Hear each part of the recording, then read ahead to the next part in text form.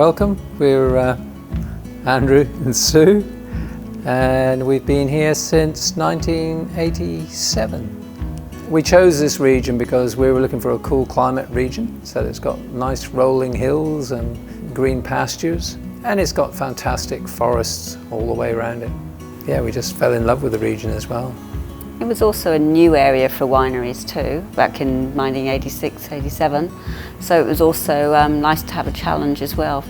The rain that falls in this part of Western Australia is some of the cleanest water falling from the sky anywhere in the world. Basically it's because it's coming across the oceans.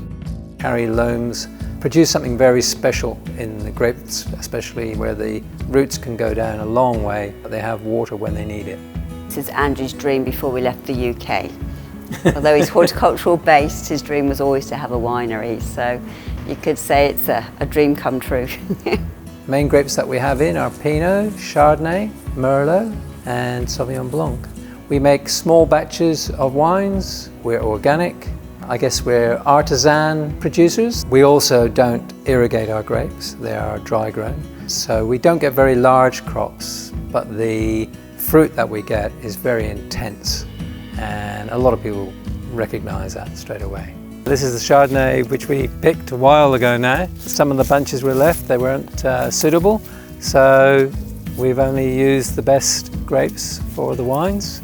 The clone of Chardonnay that we have here is called Mendoza or Gin Gin. It's a West Australian clone of Chardonnay. It produces very small bunches and very low yield, but produces beautiful fruit and makes lovely wine. Our winemaking philosophy, I guess, is to be as non-interventionist as possible. We don't use sulfurs. We encourage a wild yeast natural ferment. It captures the true essence of the fruit that can be grown here without any intervention of any other chemicals.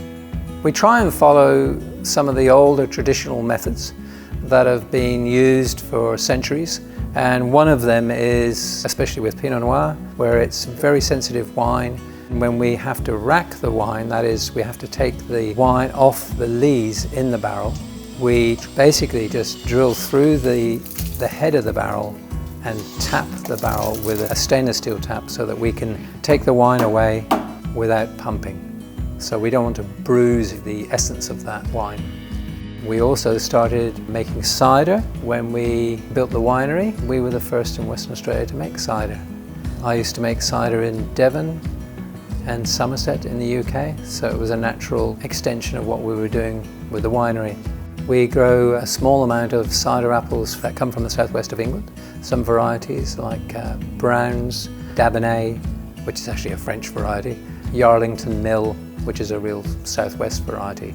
But we also use a West Australian apple, which is called Lady Williams. It originates in Western Australia, and in fact the original tree still survives today.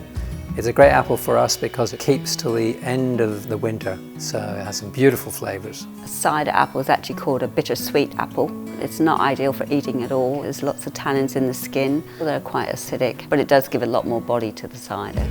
We also run chickens through the vineyard too, which are great because they do a lot of weed control, pest control, fertilising, and the bonus is you get an organic egg at the end of that too. This is the mezzanine part of our gallery, exhibiting mainly WA artists over the years. At the moment we have pretty much an exhibition of all local artists. It's great for those that are not drinking and don't want to taste any wine, so they can spend time just wandering around up here. This is the balcony, which you walk through from the gallery. It has views of the winery, and you can watch the changing colours of all the seasons from here. It's nice to just stand out here with a glass of wine, actually, and enjoy the view. Please, come and see us. Cheers. We look forward to seeing you.